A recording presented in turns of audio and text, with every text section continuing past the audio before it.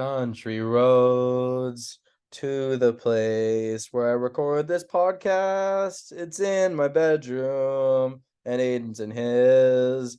This is an awful intro, but we're gonna roll with it.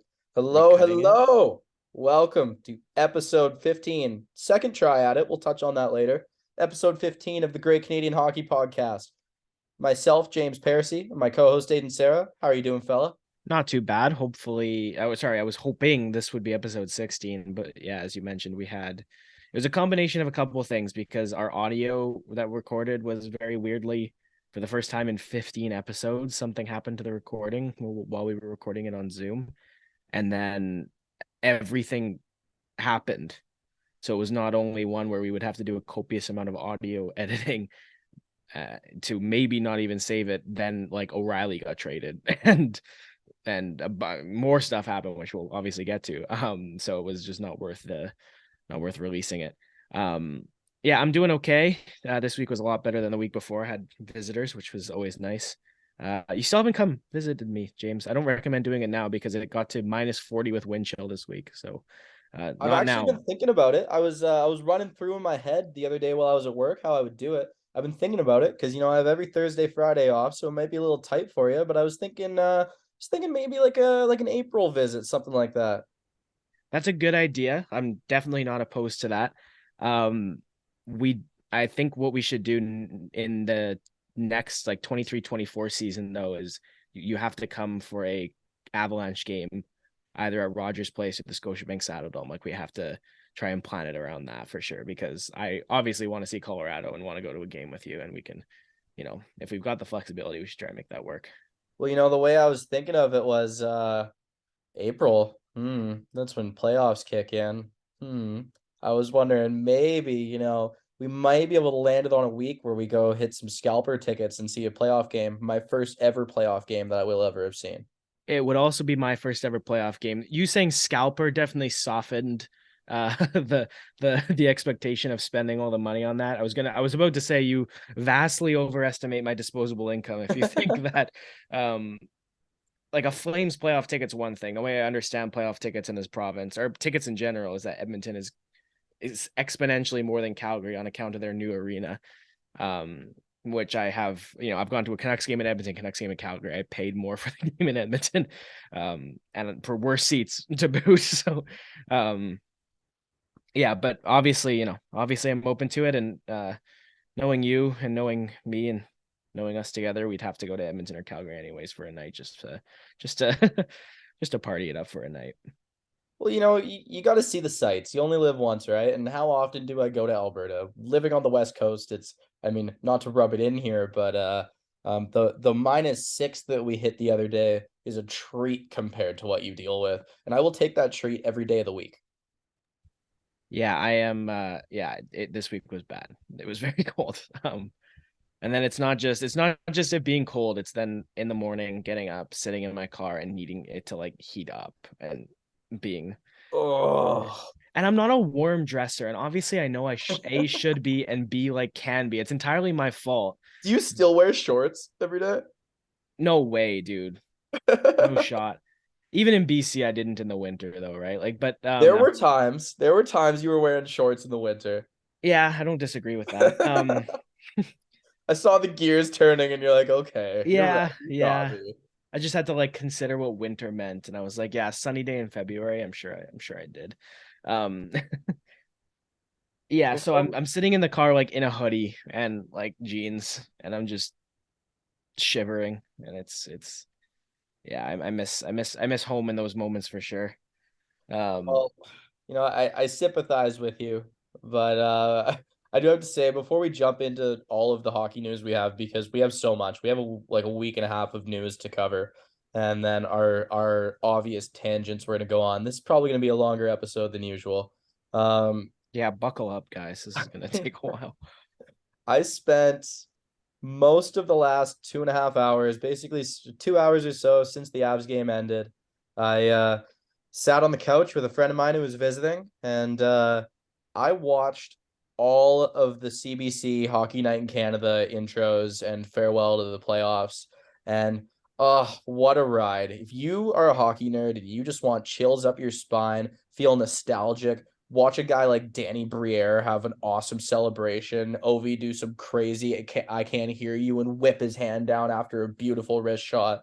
If you want to watch all of that and just remember the good old days and remember why you love hockey, I almost cried, man. It's that special. I do it once every few months. I really recommend every hockey nerd does it. What a day. What a way to spend an evening. That's funny. Like, and wait, I don't think I might have mentioned it in the podcast. If there's a chance if you're listening to this, you were actually directed to this podcast from the YouTube channel. But I've had the Canada Owns Hockey YouTube channel for a long time now. And this year, when I made World Junior videos, I directed people to this podcast at the end of them.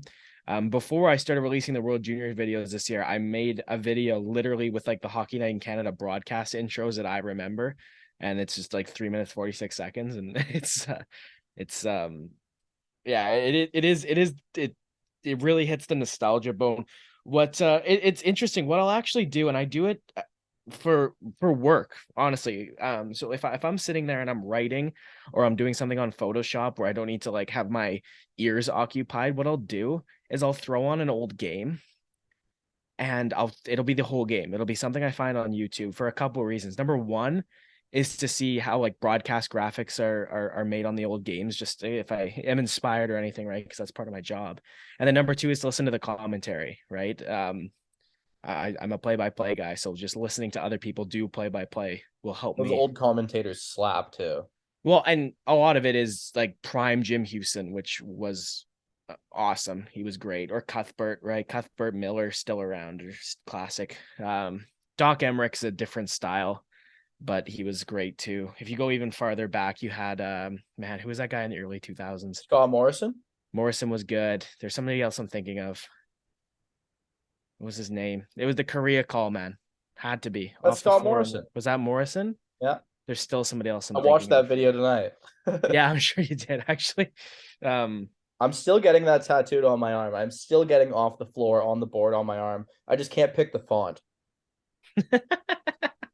It's a funny problem to run into, and I completely understand. Yeah. So I'll do that, and then like if it's a playoff game, you get I think today I had one on. That's the reason I'm saying that. It was Jersey Rangers game 6 2012 that I just had on in the office while I was working. Henrik! Yeah. Henrik! That one. Yeah. Okay. We already said this is going to be a long episode and we're just prolonging it. So let's get going. Well, before we go, just one question. What is your favorite CBC Hockey Night in Canada intro or outro montage? Mine is 2006 Game 7 Oilers Hurricanes, and it has Nickelback playing. Okay, I don't think I cannot think of an outro off the top of my head at all. But this stuck with me because I was so giddily excited. 8 years old, right? 2011 Stanley Cup Final, Game 1, Vancouver, Boston. CBC's intro that game used "Rolling in the Deep" by Adele to phenomenal effect. On top of clips of Boston and Vancouver's run to the final that year. For Game 7? For Game 1. Oh, okay, Game 1 had Rolling in the Deep. Game 7 had it had Fragile Bird by City and Color. You know what? I wouldn't have pulled up that song, but I have a mental image of the song starting and like a seagull flying over the Ryan Kesler's English face. Bay. And okay, I believe you, yeah. But it's Game 1 for me. That's the one that I actually like, because again, part of my job will be to kind of make that this year for Blackfolds in the playoffs, and I might just try and do a shot for shot remake of that Bruins Canucks Game 1. Do you have a song choice yet? I like the idea of Dream On by Aerosmith, but it's like 4.5 minutes, and I don't know if I have the variety of content. Try Tonight by the Smashing Pumpkins. Try that. Yeah, that would be good. That was 2010 Farewell to the Playoffs. There's one song. I'm just opening Spotify. It's called Dogs of War. Brand X Music, John Sponsler, Tom Geyer. It's just it's hard to explain. There's no lyrics. It's just the music. It's sort of a little bit operatic, and It's the dramatic theme, and Vancouver was Where the Streets Have No Name in 2011, but that song Dogs of War ran before Where the Streets Have No Name ran. That was like the song that transitioned into Where the Streets Have No Name. So if I'm making an in arena one, I'm thinking of using that one, but I wouldn't flow for a social media one. So there are considerations that I need to make. Definitely. Well, we have a lot of news to get to, a lot of trades, a lot of speculation, lots of just transactions, period. And we have to start with the biggest one. Start with the excitement off the top. A lot of people say every great playlist is all Rise. I think us coming out of the gate hot, I think that's a really important one. We're gonna start with Ryan O'Reilly and Noel Acciari to Toronto because that one is huge. If you want to break the deal down real quick, talk about the package, and I'll hop right into it because as we've covered before, Ryan O'Reilly is my favorite player active in the NHL, has been for nearly, no, I'd say a decade now. Yeah, that's my guy. And watching how he's played so far, so rejuvenated and ready to go. It's something you love to see. So let's hear it, buddy. Yeah, my the first thing I thought when I saw this trade was like it's literally now or never for Toronto. Like I know it's not because a lot of these guys are still under contract next year. Like I think next year might actually be the now or never year because then you're going to start running into the Matthews extension, William Nylander's a pending free agent, right? And O'Reilly, now that they've just acquired, will have moved on. The package was really interesting. Mikhail Abramov, 21-year-old center iceman, not bad with the Marlies. He was a 2019 fourth round pick. I thought that was, somebody with a little bit of promise, kind of a throw in.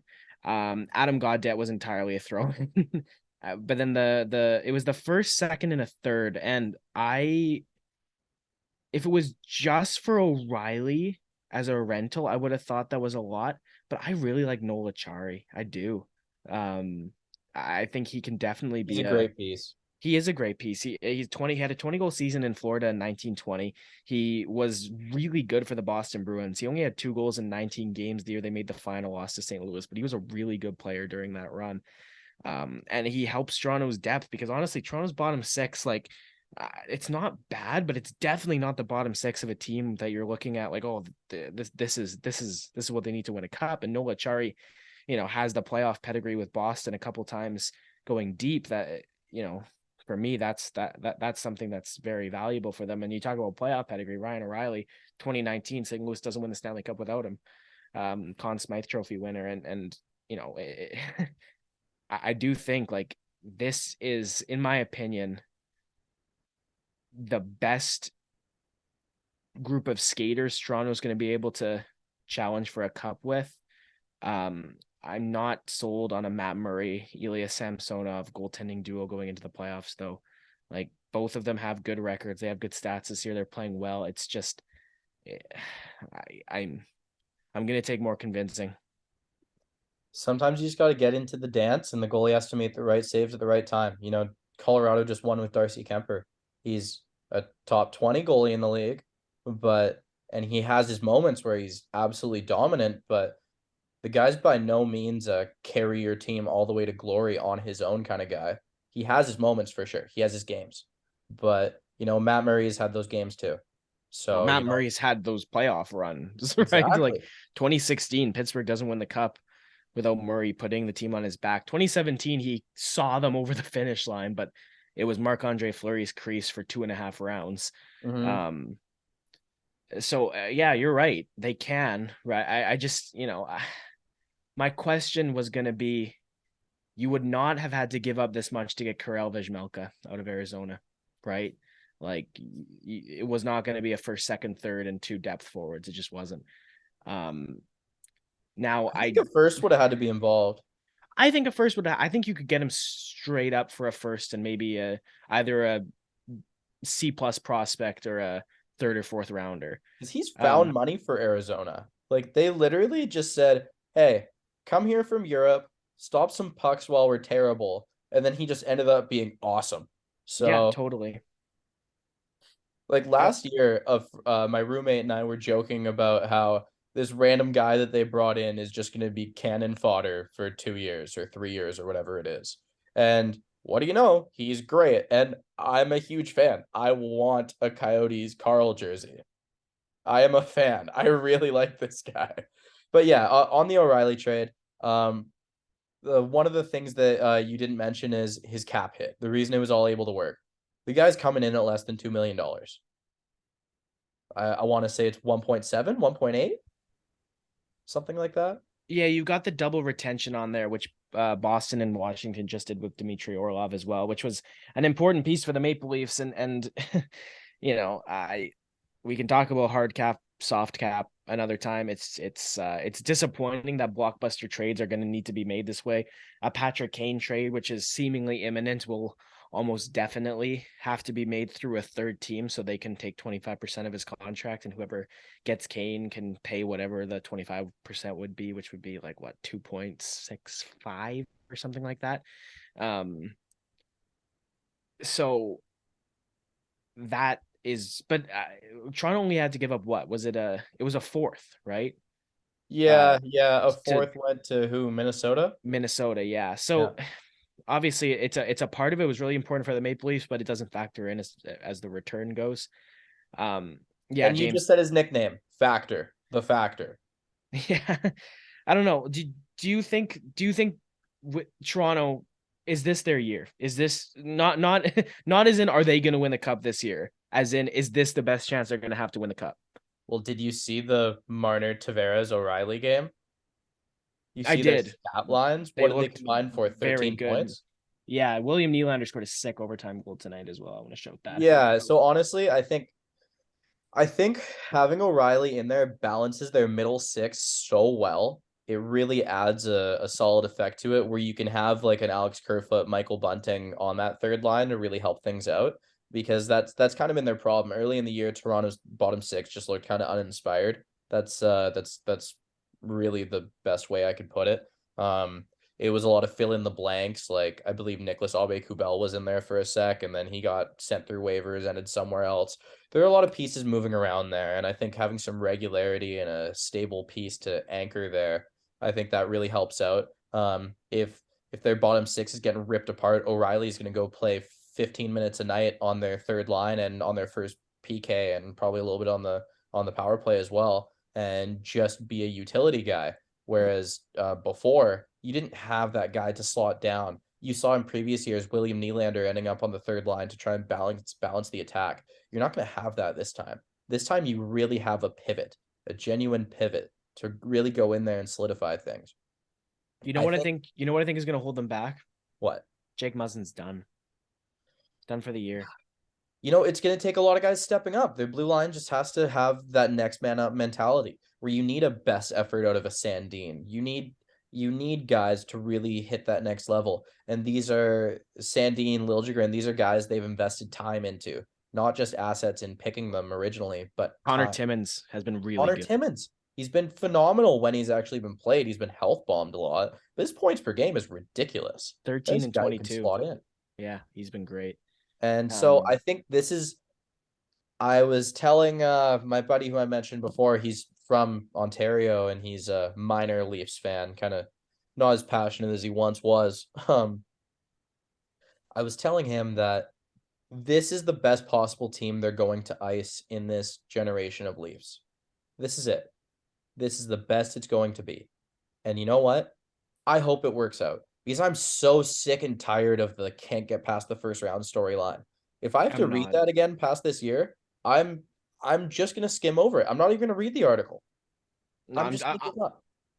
if they get bounced by Tampa, I'm gonna revel in it. I'm gonna thoroughly enjoy it, right? Just it's there's nothing not fun about watching them lose in game 7 in the first round. I'm just like it's not gonna get old. I do think they beat Tampa this year though. I think if they're going to, this is the year. Yeah, I don't think they beat Boston though in the second round. I don't think Boston wins the cup though. It's a curse. The President's Trophy is a curse. Honestly, are we doing cup picks right now? No. Okay, we can do it later because I'm gonna have mine when we start talking about what the next trade's gonna be, and that immediately tips you off as to what it's gonna be. But Oh, I already know what it is. yeah, They're one of my picks as well. yeah, I think I have a we'll get to it. But so O'Reilly to Toronto gives them, I think, the best chance they're going to have with this group of players, because next year, obviously, O'Reilly's not going to be there, and there's going to be all these contract questions. The defense is going to be the good defense is going to need to be tweaked, I think, in the offseason a little bit, especially if Jake Muzzin's injury, which it might be a multi-season problem. His back is not holding up too well. You hope it's not a Ryan Ellis situation where it's needing to maybe call it quits early, but it's definitely not something that is any sort of optimistic timeline. And so one last thing on this trade before we move on, and the reason we're taking so much time for this one is because it is a huge one. It's a massive move. It's a season, team, and maybe playoff run altering move. This is a huge thing. I think Ryan O'Reilly was the best option once Bo Horvat was gone. I think for this team, there was no better option. I don't think a Timo Meier or Patrick Kane, as much as those are elite players, would have had the same effect on this team for exactly what they need. I think Kane would have been comparable. I get Meier, but just for me, what this team needs, honestly, James, this team needs guys that have played in the goddamn conference finals, right? Like, it needs players who just know how to. Ryan O'Reilly's battle hardened. Yeah, exactly. You just need these. You need players who have been there, done that, to be able to bring the wisdom into the locker room of how you ostensibly do it again, right? Like, it's, yeah. Anyways, let's keep going. Yeah, I could go on about that one forever. We head down, battle through. Speaking of the Boston Bruins, Dmitry Orlov goes to the Bruins to help an already very solid defense. There's already Brandon Carlo, Connor Clifton, Matt Grzelcyk, Hampus Lindholm, Charlie McAvoy, Derek Forbort's been on that defense as their number 6. But Dmitry Orlov, all of a sudden, James, your left side is Grzelcyk, Lindholm, Orlov, which is just, my God. And then McAvoy's on the right side, Brandon Carlo. Like, it's just, man, this Boston team. I've looked at Dmitry Orlov for a long time as the perfect number 3. Yeah, I agree with you. He's the second power play unit guy, right? Yeah, everything you need from that kind of guy. And I think, honestly, we've touched on quite a bit just how dangerous and scary this Boston team is without going all the way in on it. This is the couple minutes, if that I will spend going all the way in on it. You're adding into a team where David Pastrnak is having a ridiculous season. Every player in their lineup is contributing. They have that next man up mentality that I talked about earlier. Every player comes in every night ready to rock. David Krejci looks sick. He looks 29 again. Like, this is a team that everyone should be scared of, even though I keep saying they're not going to win the cup, and I will die on that hill. I will bet against them as soon as the third round hits if they're there. I will continually do so. Dude, Ullmark, man, like, just, he's playing out of his mind too. He's got a 9.37 and a 1.88 goals against. That's crazy. Like, it's gross. It's just insane. Swayman, even as a backup, has been really good too. You mean Sway Daddy? Yeah. That's coined. He's Sway Daddy. But you talk about that next man up mentality. That's exactly what got them. I had them missing the playoffs. By a lot because Marchand was hurt and McAvoy was hurt and Bergeron was like half retired in the summer and then decided to come back. And David Krejci was basically full retired and decided to come back. He was playing in the Czech Republic. I looked at this team and I was like, man, are you? I'm not a big Taylor Hall. I like Taylor Hall. I didn't really see him being more than 20 goal 50 point guy on this team, which he is probably going to end up being this season. Jake DeBrusk, to me, it was like DeBrusk was a guy where he requested a trade and it was just wasn't working, and he didn't belong. He didn't. And I look at the goaltending, I'm like, oh, Ullmark and Swayman, that's a very good 1A 1B, but is that something that is going to carry you through trepidation, basically? And every doubt I had was proven very much wrong. The one thing that I didn't factor in, which is something that, like much in the vein of like a Bo Horvat this year, some players in their contract years just absolutely explode. And David Pasternak's got 42 goals in 57 games to show for exploding in a contract year. Not that he wasn't always a superstar, but he's been just on another echelon this year. So for Boston, adding Dmitry Orlov, you said it yourself, he's a perfect number 3. Basically, what this gives you now is 3 defense pairings, I think, James, where you can get the puck in your own zone and always know it's getting past the blue line, right? That's a valuable thing. It's an underrated thing, having defensemen that can get the puck, and no matter what is going on around them, you know, whether it's with their feet, with their passing, with a intelligent flip, even the puck is getting out of their zone. And if you have Dmitry Orlov playing with Connor Clifton, if you got Grizzlick with Carlo, and you got Lindholm with McAvoy, I don't know if that's the pairings, but if you that's disturbing. Yeah, that's your 3 lefties, 3 righties, all those guys. Like, if you there's no puck retrieval for an offensive team in the Boston zone. You're not missing the net and then getting the puck back and keeping zone pressure. You're missing the net, then one of those 6 guys is going to get it, and Boston is coming right back at you, right? Not to mention, to me, Hampus Lindholm has always been the most underrated defenseman not named Jacob Slavin. I don't think Jacob Slavin's underrated, man. But think about going back like 3 years ago. Yeah, I mean, when People he was pay first, attention to Slavin now. yeah, the emergence of Slavin didn't coincide with the recognition. The emergence happened much before the recognition, but Slavin now is very appreciated as one of the best defensive defensemen in the league. Oh, 100%. Well, I feel like we've said all we need to say on Boston. I don't think they make another move because they got Garnet Hathaway in that trade. I think he's a very useful utility player for their bottom 6 who can move up the lineup and can score a couple big goals when needed. Like, his offensive game is very underrated. That guy scores some decent goals here and there. From Boston to Ottawa, Chicago, right? Ottawa, Chicago. Nikita Zaitsev to Chicago in a cap dump. Ottawa sends a draft pick with Zaitsev for the most traded player of all time, future considerations. Man, that guy gets around. It's a 2nd and a 4th, and that's a lot for $4.5 million. It's a lot. And it tells me one of 2 things. They are either making a trade, whether it be this year or in the offseason, because Zaitsev was under contract this year and next year at 4.5, or it is the $4.5 million they need to put towards an Alex DeBrincat extension. How many years did Zaitsev have on his deal left? One more? One more after this one, so it would have been 4 or 5 to the cap next year. DeBrincat is a pending RFA for this summer. I lean more towards that being DeBrincat money. I would know. I think that would be where my betting would go as I feel like they want to get it done now before everyone sends all their money to Chicago at the draft.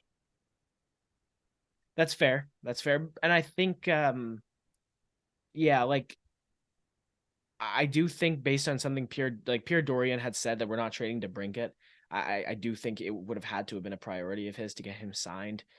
He's a very, very good player, right? He can be, to me, this Ottawa Senators forward core, this Senators forward core, Tkachuk, Stützle, Giroux, DeBrincat, Batherson, Pinto. Like, this is just, Josh Norris has been hurt all season, but Josh Norris to me has 40-goal upside easily if he plays a full healthy season.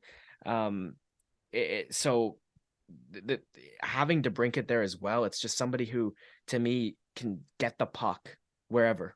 It doesn't matter where he is on the ice. He can get the puck, and in 5 seconds, it can be in the back of the net, right? He's somebody who, with his intelligence, with his shot, he's dangerous from everywhere.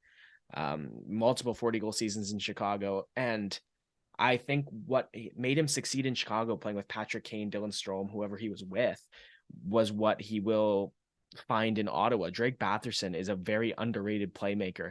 You put DeBrincat on a line with Stützle and Batherson, DeBrincat scoring 40 goals. DeBrincat scoring 40 goals in his sleep on that line next year, in my opinion. Not to mention with that just disturbing, gross power play. Exactly. Yeah, that too. Shabbat, Sanderson, you can put whoever you want up top, and they might have one of the more creative power plays in the league. Yeah, well, it's to me, it's a team that I had them in a wild card spot this year, honestly. Me too. It hasn't worked out that way. I do think goaltending needs to be addressed. The fact that Cam Talbot at 2.90 and a 905 save percentage has been the preferable option to a 3.26 goals against 902 save percentage. Anton Forsberg is a little bit disappointing.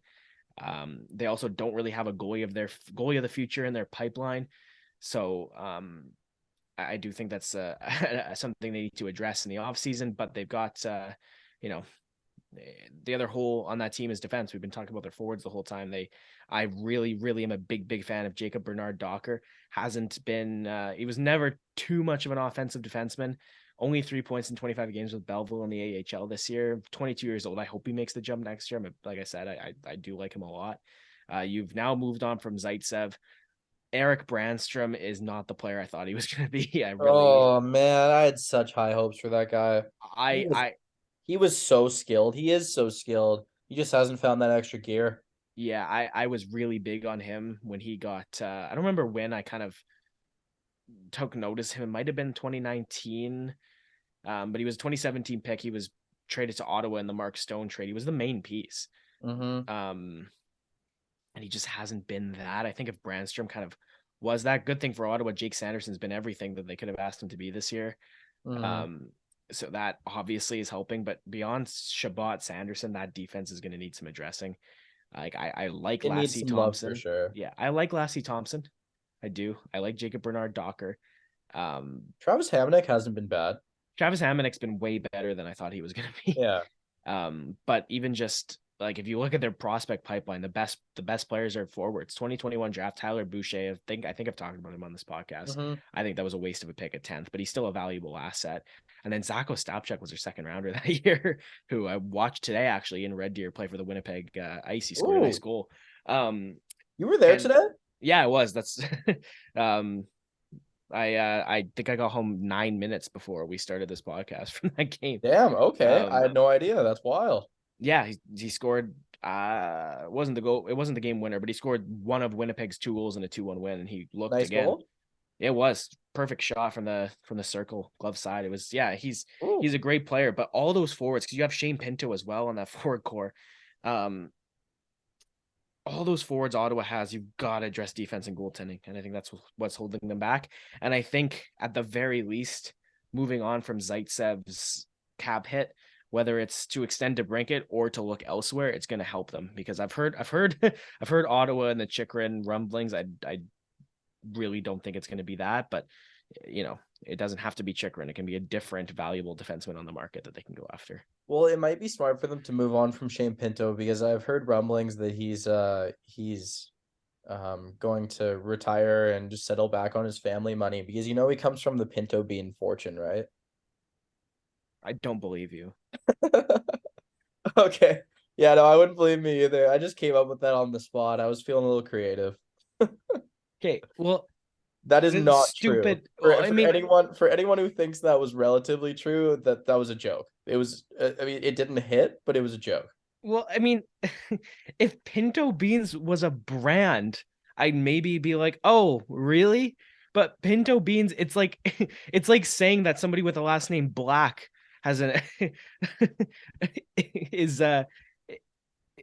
is related to the creator of the black bean. Like pinto beans, in the word pinto is Spanish. It means painted bean. Like it's just what the beans are called. It's not like it's not a family brand. Painted the beans. It's not like Heinz, man. Like it's his family painted the beans. It was them. And it's one of the dumber things that could come out of your mouth. And you heard me say some dumb things. Yeah, literally, man. Anyway, moving on to Casper Kapanen thrown on waivers. What's happening there? I think a move is imminent in Pittsburgh. I don't think it's a forward. Dude, changes need to be imminent in Pittsburgh. Like it's not working. And honestly, man, I kind of had this thought last year when they gave up what they gave up for Rickard Rakell, and it wasn't that it was a lot. Good. He's been really good. He's been great this season. He's had an awesome year. He's kind of looked like the Rickard Rakell of 2016 to 2018 range in Anaheim, where he was a 30 goal scorer at least once. I think maybe twice. He had that sick playoff run. Yeah, but he's under contract of $5 million till 2027, 28. I don't hate that. James, it just, for me, the move it didn't make sense. It didn't make sense last year, and this year, you can't tell me that those assets wouldn't have been better served somewhere else. Chris Letang has gone through what he's gone through this year, but like Pierre-Olivier Joseph is their number 3 defenseman. He's been sick. He's been very good, but again, what is this team? This team is a fringe playoff team that once they get into the dance can rely on its top players and forward scoring depth, and maybe a crazy game or two from Tristan Jarry if he doesn't get injured in the playoffs, and maybe win around. Yeah, I agree with you. But to me, a fringe Any team playoff that has team. Sidney Crosby can maybe do some damage in the playoffs. So it's just Yeah, getting there. you're right, but just let's just 2022-23 Pittsburgh Penguins leading scorers. Sidney Crosby 35, Evgeny Malkin 36, Jake Gensel 27, Rickard Rakell 29, Brian Russ 30, Jason Zucker 30, Christopher Letang 35. The highest scoring 27 and under 20 or 26 and under player is Kasperi Kapanen with 20 points in 43 games, who was just put on waivers today. Then you've got 37-year-old Jeff Carter, 34-year-old Jeff Petrie. This team is not going to win the Stanley Cup, and they No. are old enough that you have to just look reality in the mirror and say there are a lot of guys on this roster that still have value. I understand the allure of saying, oh, Sidney Crosby's going to retire as a Penguin. Chris Letang, Evgeny Malkin, they could all play their entire careers in Pittsburgh and go out as kings. But James, like I come from the Vancouver Canucks. I genuinely think one of the things that was such a detriment was the fact that they never. I think they should have traded the Sedins, man. I do. They had value. They had a lot of value at one point. After 2014, I know they made the playoffs in 2015, but after that 2014 season, the writing was on the wall for me that that core was not going to win the Stanley Cup, right? And we've had this Fair. conversation about the Vancouver Canucks that to them, the 2 home games of playoff revenue they're going to get by making the playoffs in the first round are worth stagnating progress towards winning a Stanley Cup. I think that's what they've been doing the last few years. I think that's what they continue to even do. And I think Pittsburgh right now, I'm kind of viewing them in the same vein. You could, if you trade Crosby, Malkin, and Letang, you could get absolutely rich with prospect and draft capital. You could be absolutely unbelievable. We forget that the They Pittsburgh wouldn't trade Penguins, Crosby though. I don't think they would either, but we forget that the Pittsburgh Penguins won 3 Stanley Cups because they were awful for years. They picked Fleury first, they picked Malkin second, and then they picked Crosby first. Right? Like you have, again, we've had this Not to conversation so mention many Jordan times. Stahl early as well. Jordan Stahl was a top 3 pick as well. Yeah. We've had this conversation so many times. You need to be awful to win. Pittsburgh did that once, and I think they could move up their next cup window if they stop trying to hold on to their last one. And I think you were talking about changes Pittsburgh needs. Kasperi Kapanen going on waivers. Like I get it. I understand why they do it, but to me, that's just another sign. Like that was again, that was the highest scoring 26-year-old or younger on that team, and he's on waivers. Like it's You just, gotta think they probably tried to trade him. well, I heard that they got an offer for him at the beginning of the season. They said no. And I think that changed as time went on this year. I do think you're right that they would have had to have tried to move him. But the other thing with Kasperi Kapanen, and it's it's maybe 3-2, right? This year and next year. That's his cap hit. So that's not a lot of money, but it's definitely some teams that might want to take him, don't want to try and free up $3.2 million for him. Not a lot of teams just have that cap hit lying around, right? That's why I think he might end up clearing waivers. I'm 50-50 on it. I like him. I would actually want the Canucks to take him. Oliver Ekman-Larsson just went on injured reserve, so they've got a little bit of breathing room, at least in the short term. And obviously, it's if you're taking him, the only thing you're running into is he's under contract next year as well. And right? you So want him in need that to- crowded forward core to further prevent Vancouver's quote unquote prospects from making the jump. I look at him as I want him as a 4th liner, right? I don't want him in the top 9. I I would don't think want he him. performs well in that role. I don't think that's his role. Maybe not.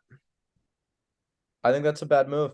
But I'm also of the mind that I want him there, and I want Garland and Besser and potentially Miller to all get traded, right? So to me, that 4 core looks a lot less crowded if you do end up moving on. I've heard JT Miller's name in trade talks, which to me is still, if a team is offering you anything for JT Miller, you absolutely take it. You take it, you run, and you laugh. Good. He's been really good, but $8 million until he's 37 with the worst attitude in the NHL. Like I just take him. Give me a second rounder. Right? We've been over Like, this. I love his attitude. yeah. I love it. I'm an agent of chaos. I love it. It just, I'm fine with it when it's him getting mad at himself on the bench. Like, you know that clip of Jamie Benn where he's just snapping sticks over his knee? Yep. That's fine. I don't care. Do what you're going to do. I like to see the passion. It's slamming the stick on the crossbar, screaming at the goalie. It's him and Luke Shen almost getting into a fist fight going off the ice one time at each other. It's when you're directing it at teammates that it's like, okay, you got to stop. You have to stop, right? That's to me when it becomes a problem. Wait, right? we found a tangent. We're off on a tangent. James, this is like the 8th tangent, man. This is a tangent from a tangent from a tangent. I'm sure it is because we started on Kasperi Kapanen. So what do you think happens with him? I think he clears. I think he clears, and I think Pittsburgh moves him in the offseason. Because in the offseason, that's when a lot of teams are going to be able to make that space for him, right? And at that point, it's just $3.2 million for one season versus you looking at picking him up this year and then needing to fit in his cap hit not only this year, but next year. So I do think he gets moved in the offseason. I do think you're right. I think he thrives in more of a top 9 role. I think he's a perfect middle 6 guy because he's got the skill to play with 2 more skilled players on a second line and to play on a second power play unit. So I think there's some value to him. I don't think it's a lot, but I see him getting moved in the offseason. So on to our next topic. We've got an 8-year extension. LA signed Mikey Anderson to an 8-year deal. Very, very, very similar to Matthias Samuelsson in Buffalo. It's you're paying a player what he's worth, maybe a little bit more than he's worth right now, and the cap's going to go up, and you're banking on development and savings in the future. This is very much like a early 2010s David Poile Nashville Predators type of contract where he gets Roman Josi or a Matthias Ekholm or a Ryan Ellis signed for forever at a solid cap hit, and then the cap continually goes up and it just turns into a steal of a deal by the end. I really like it for LA, just like I really liked the Matthias Samuelsson one in Buffalo. Like, you could say the knock on it is, okay, small sample size, you just committed to 8 years. Yes, I understand that. And you know what? It could work out that way. It could work out badly. You never know. You have no idea.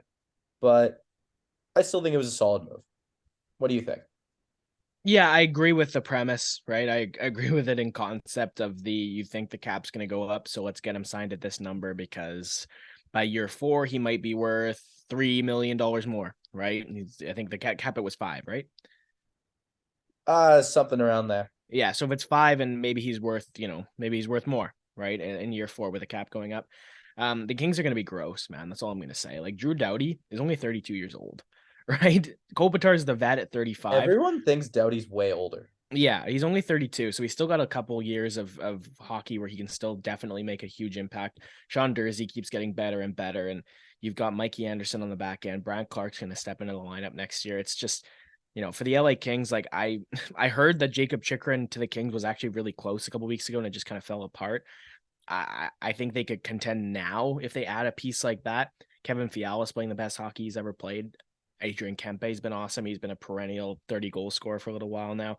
Philip Deneau continues to be one of the best two-way forwards in the league, and he's got 41 points in 60 games this year with his defensive play. That's just a bonus. Gabe Vilardi's production this year has been a bonus. He's obviously fallen off the pace from where he started. He had a ridiculous start, and he's cooled off, but he's still producing at a pretty decent rate. So I think LA, for the Kings, this is a deal of locking down somebody you think is going to be in your top 4 when you are moving into your cup window. And I'm saying that I think LA's cup window is sooner rather than later. It could be as early as next year, in my opinion.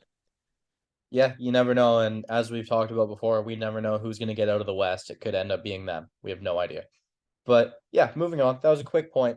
Tyler Mott traded to the New York Rangers again. This time not from Vancouver, traded from Ottawa to the New York Rangers. They go with some familiarity. He was solid for them in a small sample size. I think they went with what they knew. I think he's a great ad again. I said the same thing last year.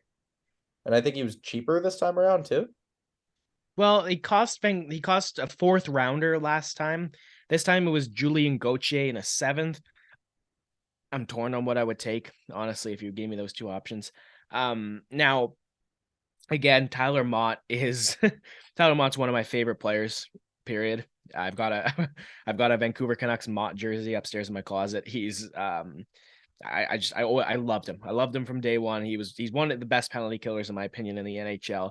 I've literally never seen him give up on a play in my entire life. Like he He's awesome, and he's a great fourth liner, and he's a good ad for the New York Rangers. He was good in the playoffs last year. Didn't produce at the same rate that he did in Vancouver. Like Vancouver, as much as career high 16 points doesn't sound like a lot, he was producing more in Vancouver than he did beforehand in Chicago or Columbus, or he's done since in the Rangers or Ottawa. But he doesn't need to score, right? This guy's effective in a checking role. This guy's effective, like I said, on the penalty kill. For the Rangers, picking him up, like you said, and it's like you said, it's familiarity. They know what they're getting out of him, and they obviously liked him enough. I know they wanted to re-sign him in the offseason, just couldn't really make it work with all the other business they had to take care of. But I think it's nothing but a good thing for them. He is a UFA again this year. He only got a 1-year contract from Ottawa, so I wonder if they extend him this time around. If they don't, obviously, I love him. I want Vancouver to try and go after him again, but who knows? I think, yeah, this is a quick one. I think it would be hilarious if they don't re-sign him, but they reacquire him at the deadline next year. I think they complete the trifecta and do that. I think that would be just hilarious sports storyline. They would really, I mean, and honestly, again, I love this guy. If you're gonna do it with anybody, do it with him. So moving on to a bit of a different topic. This one isn't really as exciting, but this one's actually kind of sad. Spencer Knight into the NHL's player assistance program. He's got a tough up and down year. Player assistance program can mean a lot of things. It can mean mental health, substance abuse. It could mean needing some time away and just needing to talk to someone, maybe on the lighter mental health side. It can mean a lot of different things. So I think it's one of those things where, as a sports fan, it's best not to over speculate online and vent about your speculation when it comes to this stuff, because you never really know what someone's going through. So throwing a bunch of rumors on the table is very unfair to the player. I think really all I can say on that is I wish him all the best. He's an incredibly talented athlete. I want to see the best for him, and I think he has an incredible career ahead of him if he keeps going this way in the direction that his career trajectory outside of this year is gone. Yeah, I agree with you. He was supposed to be kind of Florida's starter last year. Ended up playing 32 games to Bobrovsky's 54. And found himself in the AHL this year. It's not been his best season. It's definitely not been something that he would have wanted out of this season.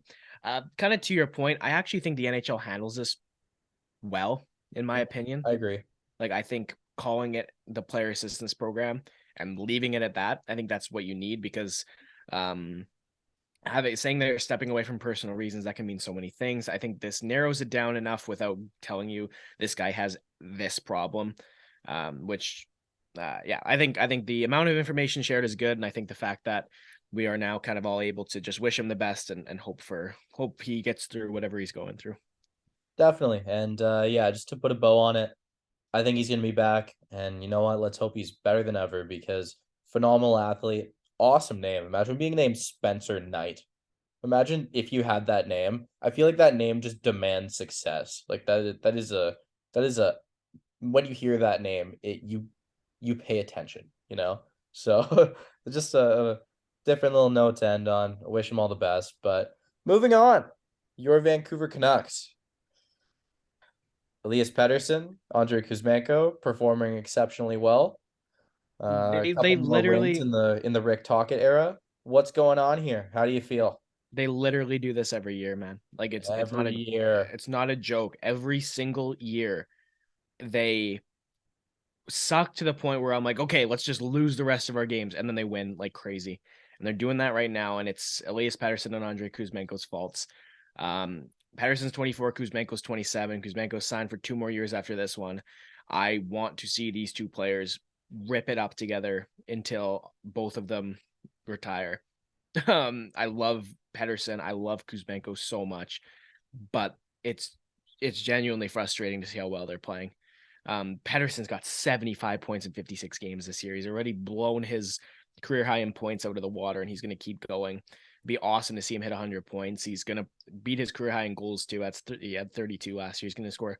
He's going to get 35 goals, probably at least 90 points this year. Hopefully 100 points. He's well on pace to break 100 points. It's just going to be about whether he stays healthy and how the Canucks kind of continue to go. For Vancouver, I think I touched on it earlier. JT Miller's playing well, 54 points in 58 games this year, 20 goals already. For Miller, for Besser, for Garland, for Shen, Myers even. I've heard teams are looking at Tyler Myers, which is a weird choice. But for all those Canuck guys, I just want them to play well right now because I want their trade values to increase. It's kind of where I am.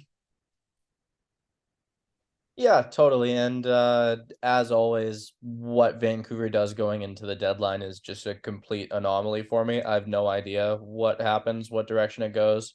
You think they're gonna move a guy, and the next thing you know, there's an extension signed, and then you think they're going to sell or they add, and you think they're gonna add, and then they sell. I have no idea what's going to happen. But like I said before, I'm an agent of chaos. I'm here for it. I love to see it. And you know what?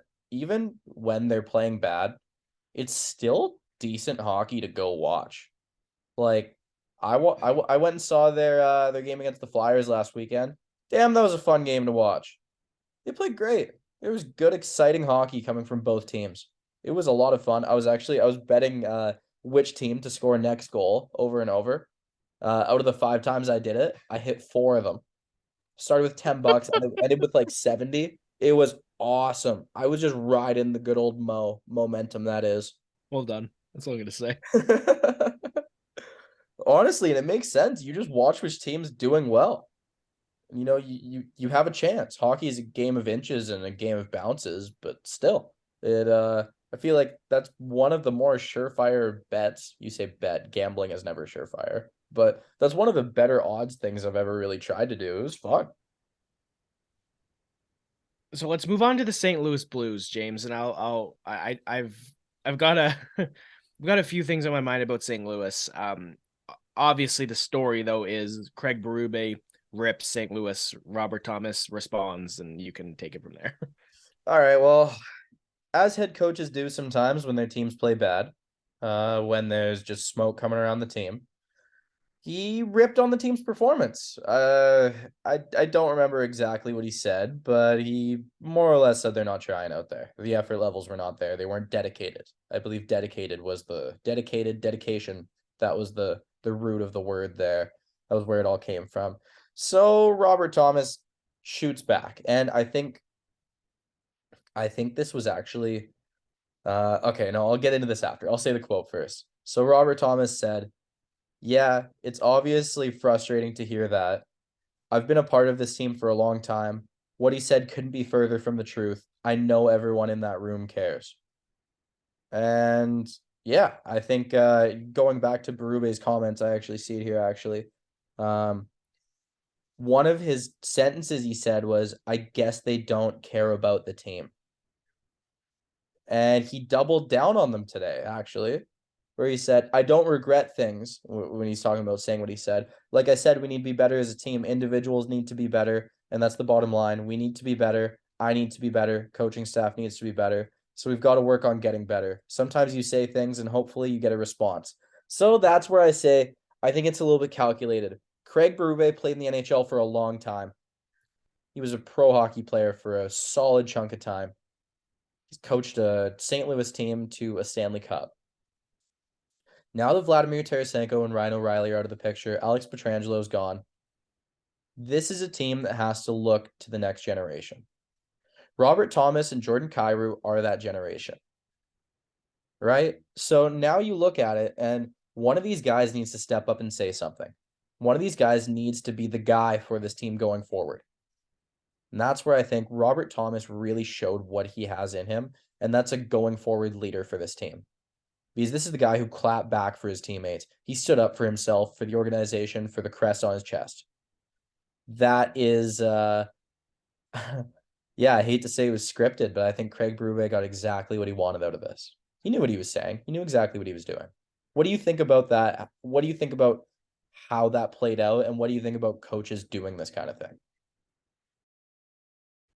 I think they have to pick their moments for sure. I think it can be effective. I think it can be at times ineffective. It depends what you're saying and who you're saying it to. It's completely contextual, obviously. We'll see what happens with the Blues, right? We'll see what happens kind of moving forward. We'll see how this kind of turns around. But I think St. they're going to be Louis, feeling blue for a long time. okay, I was actually going to bring that up, James, because like we see O'Reilly's gone, Tarasenko's gone. They're going to trade Ivan Barbashev. What is this team? It's going to be a similar conversation we had to the Pittsburgh Penguins. What are the Blues right now? What are the Blues? I think the Blues are a team transitioning that will be middling for a very long time as they try to make the right trades and accumulate the right assets to move forward onto a new generation in which they can come back and be able to add the right pieces again in the future, as they did with Braden Shen and Ryan O'Reilly to be the perfect complements to their group. I think they're going to build their new foundation around those two forwards. I don't really think any of their defensemen are in the picture going forward. Maybe Scott Perunovich if he develops. Maybe him. I think you look at maybe like a Jake Neighbors. He could be a piece going forward. You don't really know what you have outside of maybe 6 or 7 pieces. A lot of other things are locked up with a lot of term. Braden Shen is locked up for a very long time. He might end up being the next captain if they want to go a veteran route. He has a long contract. He's still a great player, but I don't really think they're going to move on from him. I think they're probably going to move one of their defensemen with term, maybe 2 of them. One of them probably at the deadline, another one at the offseason. And yeah, like I said, I think this team's going to be a middling team for a long time. I think they're taking Minnesota's route. But unlike Minnesota, they don't have a Kirill Kaprizov to take over a game every night. Yeah, because what I was gonna say is this team is it's weird to say about a team that's been in the playoffs for so long and won the Stanley Cup only 4 years ago. This team might be, to me, in some of the worst shape of any team in the NHL right now. Like they've got valuable assets in Jordan Kyrou, Robert Thomas. You talked about Braden Shen, like he's still a phenomenal player. Barbashev's taken a huge step in the last couple of years. But James, here are their defensemen. Marco Scandella, 32 years old, only played 2 games this season. He's been injured, unfortunately. You move to Robert Bortuzzo, 33. Nick Leddy, 31. Callie Rosen, 28. Colton Parayko, 29. Torrey Krug, 31. Justin Falk, 30. Falk, Krug, Parayko, Leddy, all effective defensemen.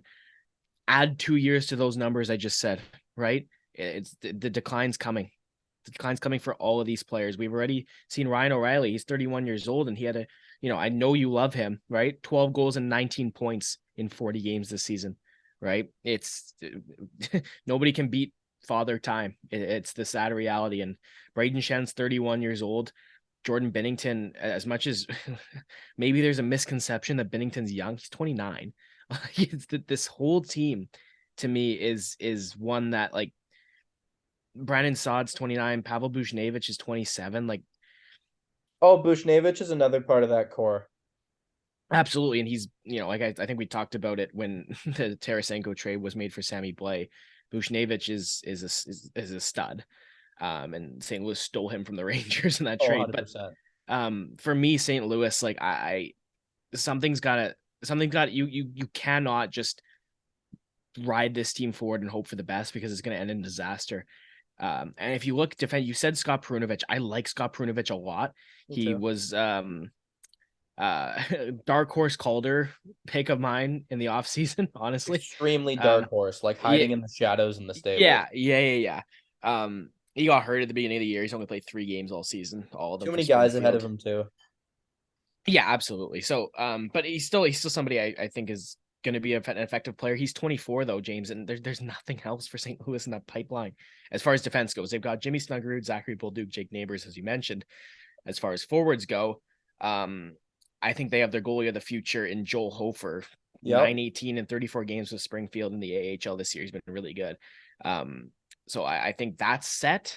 I think they need help on defense, and they just need to get a whole lot younger. And my question to you is going to be Jordan Kyrou, 24, Robert Thomas, 23. Those are 2 very young players that are locked up on contracts that I think is going to look, both contracts are going to look very good moving forward. Yeah. It was kind of that Matt Boldy deal for both of them, except they were both a little bit more proven. But they're both under contract from now. For Robert Thomas, he's at $8.125 million until 2030, 2031. For Jordan Kyrou, he's at $8.125 million, 2030, 2031. So they got identical deals moving forward. My question to you is there time for the St. Louis Blues to rebuild their team around those two guys and have them be there? Because I think there is. I think the answer is yes too. Totally. But I think they can't look at those guys and say these guys are going to make us playoff contenders, because they're not. I think you need to completely revamp what's around them. Keep those two as your studs, your rocks. Scott Prunovich and Joel Hofer will come. Jake Neighbors will come up. Zachary Bolduc will come up. They'll all become effective players. Jimmy Snuggerud will come up, become an effective player. But you need to surround them with as much as you can. And I think they've started that. The O'Reilly trade and the Tarasenko trade were for futures, right? Like, a lot of draft picks. They got a lot of picks in those two trades. So I think St. Louis is kind of trending in the right direction. I just haven't quite heard much talk about them being like, oh, St. Louis is going to rebuild, right? Like, I haven't heard that, and I think that needs to happen. Yeah, totally. And like, if you look at the league standings, they have a dog in the Bedard Bowl. They're currently 24th in the league out of 32, and there's no saying that Philly, Montreal, and Vancouver won't all end up ahead of them. So, it's there. It's there. The chance is there. Like, they have a shot at the lottery pick, and they have a dog in this race, the race to the bottom. So, yeah, I think they probably move on from one of Krug or Pareko. There's been a lot of chatter around those two. Leddy even. Leddy's the more manageable cap hit, and he's a proven solid puck-moving defenseman. He was really solid in the playoffs for St. Louis last year. I think they have some pieces that teams still want. I think they're going to continue to stack assets. And yeah, I think Doug Armstrong is going to continue to rebuild this team. I don't think it's going to be one of those ones where ownership scraps the GM and turns over a new leaf. I think this guy is the guy to rebuild it. I think he's going to do a good job of it. Well, moving on, I think that that brings it to the end of our trade and movement topics with a quick question.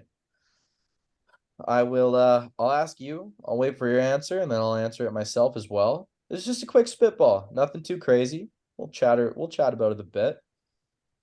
I just want to know, what trade do you think comes next? What's happening next? Because it's trade season, baby. This is exactly what we live for. I think there's a correct answer. There is a correct answer. It's Kane. Kane's going. And he's going to New York from the sounds of it. The Rangers apparently still in on him after the Tarasenko trade, right? I kind of teased earlier that, we're going to do cup picks, because my cup pick is the Rangers. That defense is stacked. That forward core is becoming even more stacked. They have one of the three best goalies in the league right now, all of which are Russian randomly. In Igor Shesterkin, this is my team, man. This is my pick. I think the Rangers have replaced Colorado for me, and I'm gonna pick them to win the cup until they win the cup. It was Washington for a long time, and then they won. It was Colorado after Washington for a while, and then they won. I think now it's the New York Rangers, and I think they're gonna do it. This team is, but you know what? The other thing though too, on the asterisk of that is, I think their window's now. I think they know that. I agree. The Panarin, Zibanejad, Kreider, Trouba window is now. That's not to say that the youth they have isn't going to make them competitive. Don't forget Vinny Trocheck. Yeah, for years to come. Trocheck too. 28 years old, I think, for Trocheck. So I think a Kane move is just, to me, that just solidifies it. The question though, James, is which one of Lafreniere, Hedel, Kakko, Kravtsov, if not multiple of those, are going to go? Are they able to make that trade without giving up K'Andre Miller or Braden Schneider too, is the other question, right? So there's a lot of factors going into this for the Rangers. Totally. And I would have answered that question exactly the same way, but I can't do that because that would be boring. It would be boring for me to just answer the question the same way. So I am going to go with a different one. I'm going to go with Luke Schenn. The Vancouver Canucks is going to be traded to one of two teams. Option number one, Toronto Maple Leafs. Luke Schenn going back to the team he was drafted by. Kind of a piece I think that would be really, really solid for them, round out their third pair. Add some much needed bite and physicality. And honestly, as we've seen in the past couple years in Vancouver and in his short stint in Tampa, the kind of guy that he speaks up when needed. Like he's matured into a very useful player on and off the ice. Like he's not the Luke Schenn that was on the cover of Hockey News in 2010 as the Schenn era starts in Toronto. But he's not that guy, but when he was drafted and when he was on that cover, I don't really think anyone thought he was going to be the all-time leader in the NHL in hits. So he redefined himself exactly how he needed to. So I think it's Luke Schenn's season, and I think it's either going to be Toronto or Vegas. I think Luke Schenn would be a sick piece in Vegas. It's not a bad thought. I don't know how they make it work, but I feel like they could. How they make it work, man? He makes $850,000 a year. That's nothing. But I feel like they want to get a bigger piece, so they're not going to have much room. Yeah, I don't disagree with you. It's just, again, I think we've had this conversation. They have nothing. Vegas has nothing to give a team unless they want to give up their first round draft pick in 2037. Like they have nothing to give up. They've given away everything. And Zach Dean. Zach Dean, that's it, man. Like they have Brendan Brisson. Brisson's, yeah, okay. But are they going to trade the only two young pieces they have? Like I think that I don't disagree that they might. I'm saying they shouldn't. Like Vegas to me is Vegas. We can have this whole conversation another time. The worst thing that happened to the Vegas Golden Knights was making the Stanley Cup final in their first year, because they looked at that. They were like, oh, we're close, we can do it. And they've been chasing that. It's been just, it's honest. It's kind of, it's been like somebody who's just, they've been all consumed with that idea. They'll stop at nothing to get it. And they've mortgaged and given away what could have been such an amazing future for it. The draft picks, Nick Suzuki, who looks like he's going to be a perennial. He's already the captain in Montreal. Looks like he's going to be a first line center, a stud forever. Gone in the Pacioretty trade, only for them to give Pacioretty away from nothing. Like, you give up. They gave up the entire culture of the team to just keep going after the big names. And I love Mark Stone and I love Pietrangelo. It's just, it's not going to work. Peyton Krebs and Alex Tuch look like they're going to be studs in Buffalo. And Eichel's sick. Eichel's awesome. I'm not saying he's not. It just, to me, they screwed up. I'm sorry. Hey, bring in the stars, fill the seats.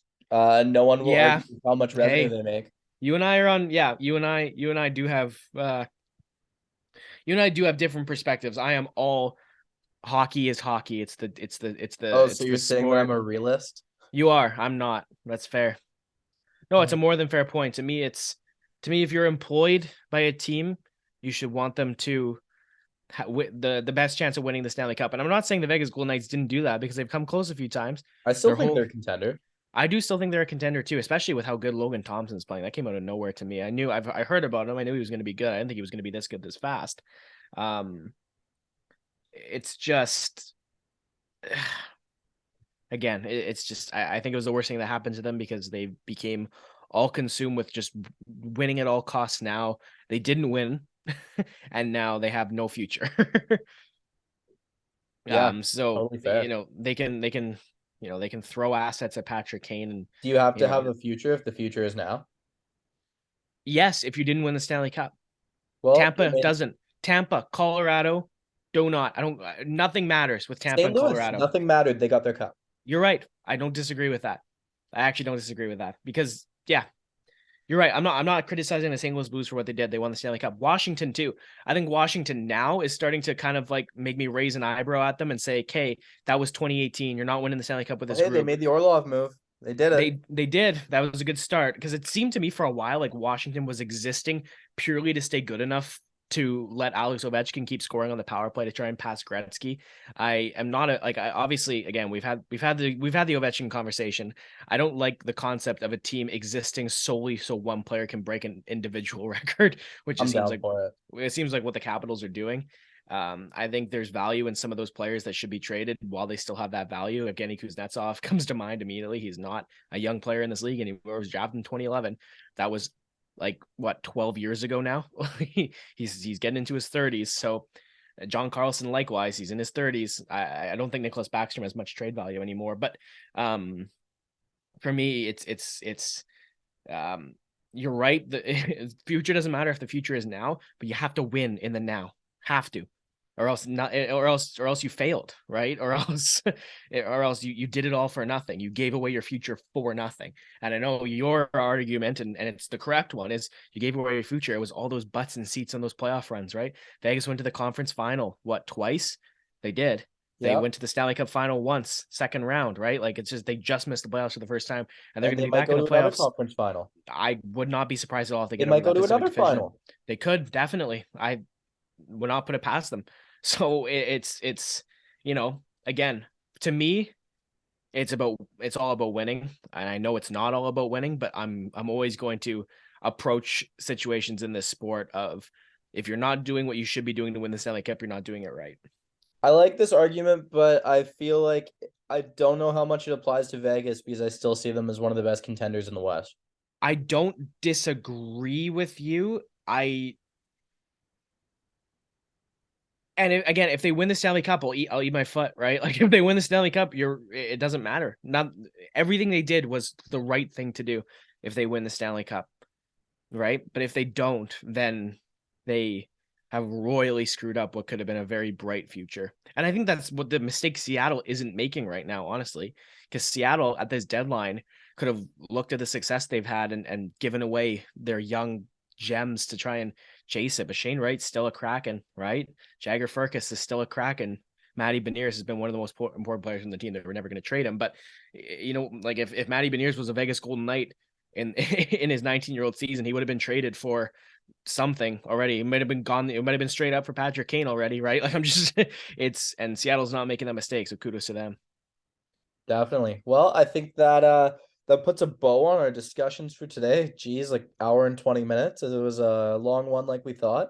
It's we're getting to that time in the episode where I say a specific thing, a thing that Aidan eye rolls about every time. And I think I've been kind of throwing some darts at the board just while I'm walking down the street, while I'm taking transit, while I'm getting into work, thinking about mentally how I'm gonna make this one roll. And I don't think I've hit it yet. I think around maybe like episode 20, I think I'm gonna really, really perfect it. Right. And then maybe by then Aidan's eye roll will be gone. Maybe, just maybe. So without further ado, this isn't the Great Canadian Hockey Podcast without a couple great games to play. Let's get it underway.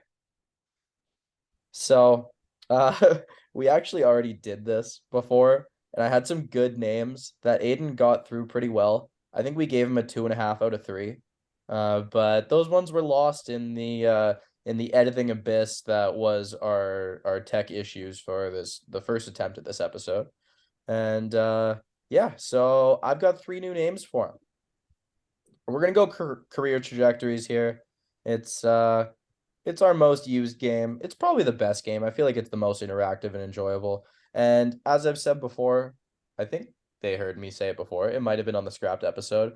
I encourage anyone listening to, after I give the hint, or after I really break down where the player's career went, I want you guys to pause it. Unless you're driving, maybe don't pause it. Unless you're pulling over. I don't really want to cause an accident for the Great Canadian Hockey Podcast. We don't have insurance for that.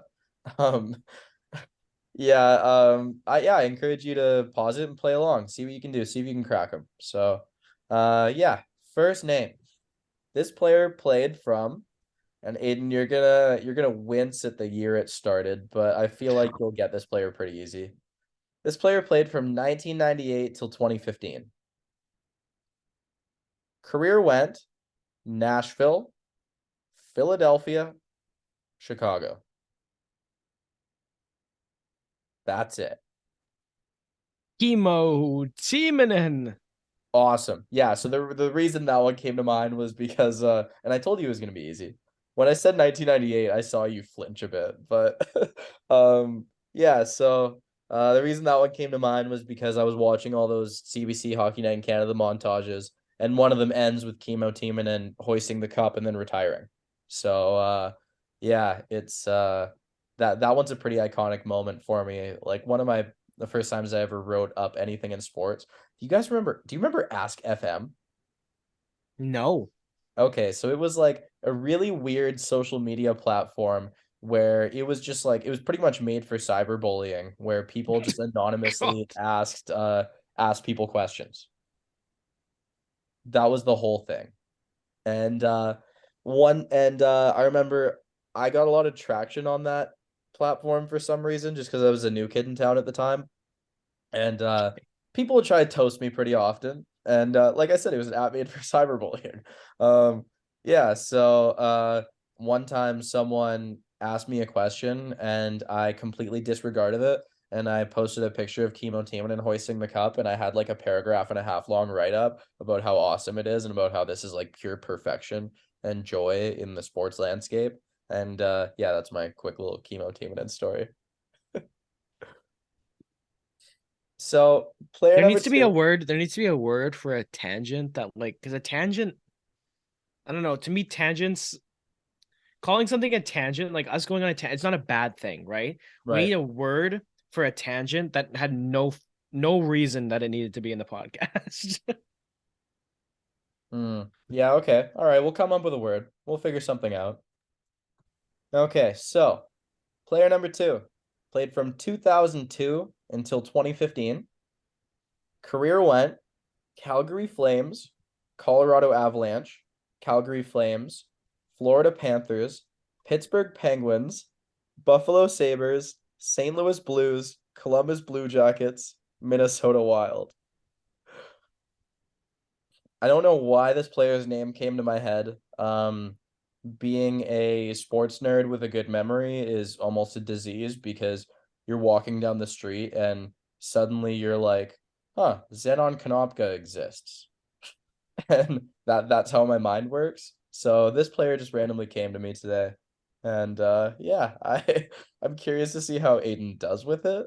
I think it's uh I think it's a dark, stormy abyss he's staring into with confusion. Well, you know what's kind of funny is the lost episode. One of the players who gave me was Christian Huselius, and Calgary, Florida, and Columbus all checked the Huselius box. So I was kind of like, there was half a second where I was like, did he just forget that we did that one already? um, and then my mind went to Alex Tanguay, which I know is wrong because I gave him to you. Like I think is one of the first ones we did.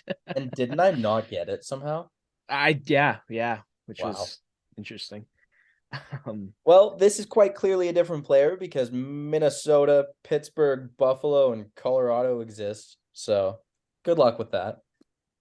It actually is always difficult because what trips me up is like a player starting at one team and then coming back to them because that's what I zero in on is like, oh, who went to Colorado and back? And then I realized that it was a 22 to 2015 timeline, so I'm better served trying to zero in on what the end of the career was. And um yeah, it's just to me it's picking a couple, right? Like I need to I'm looking like Calgary, Colorado, Columbus, even, and just trying to think of players that play for those teams. And if I fail at that, like even just I can't think of a guy right that played for all these teams in this order. So what I do is I pick a couple and I run through names of guys that I know played for two or three of these teams, and then I will build out the rest of the career in my head, and I try and then from there piece it together. And this is one of the more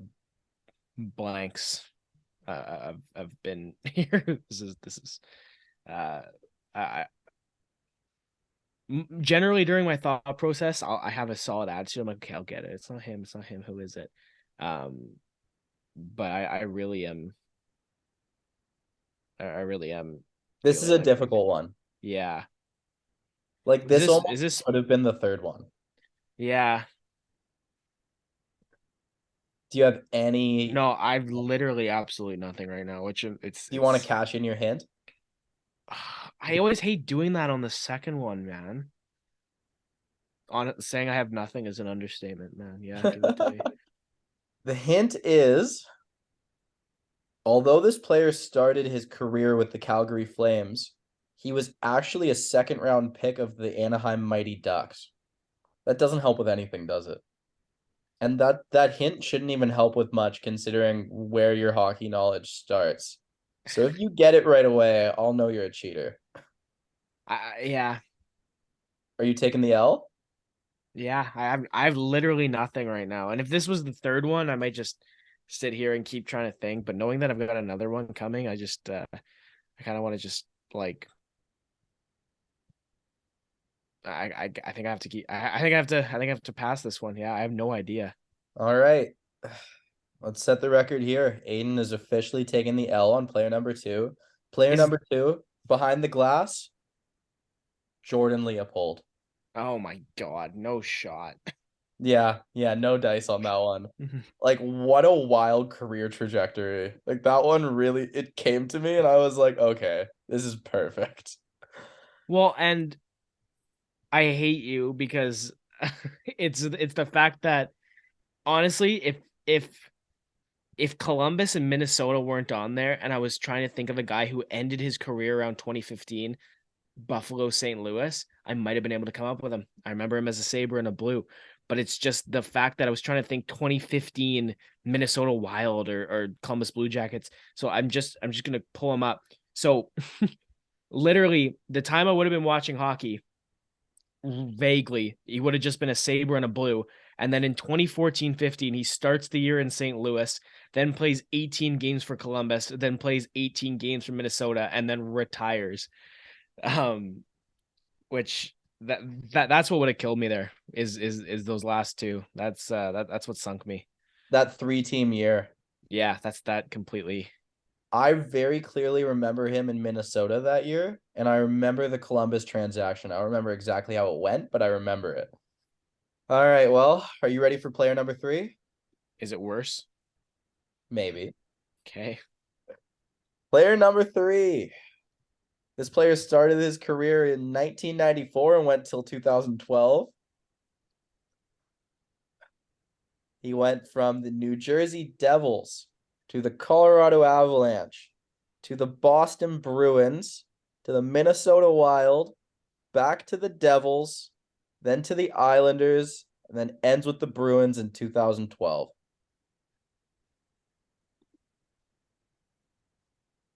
It's a long career. A Man, I've lot of got it. games played. I swear I've got it. I just can't think of his name. The guy is a forward that I remember specifically for Jersey. I think the Islanders Boston would have had to have been another one of those like quick couple stops at the end. So I remember this guy's a Devil, and the name Dwayne Rollison's in my head, and I know it's not Dwayne Rollison because he was a goalie. Now my like I'm just trying to think like